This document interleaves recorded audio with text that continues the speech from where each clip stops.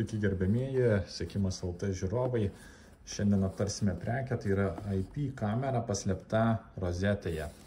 Kaip atrodo pakuotė, paprasta dėžutė, gautumėt nieko, neįtartumėt kas čia. Kągi mes turime ir kuo mes skiriamės nuo visų.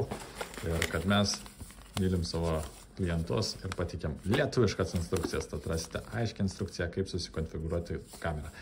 Ir pačią rozetę kamerą. Saugiai pakuota.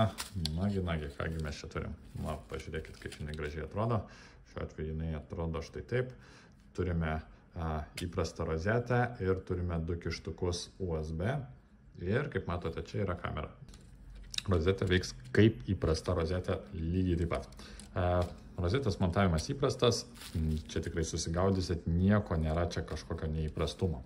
Vienintelis niuansas, ką jums verta papasakoti, yra šita dalis. Tai yra tai, kas susijęs su kamera.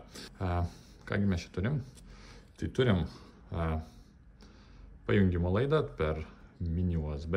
Tada turim mygtuką jungimo, išjungimo ir dar vieną mygtuką, jeigu reikėtų atstatyti gamyklinius parametrus.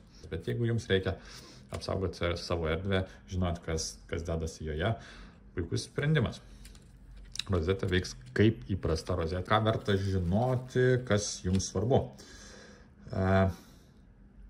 Veikia per programėlę. Pradžioj būtina susikonfigūruoti, tada tik montuokit.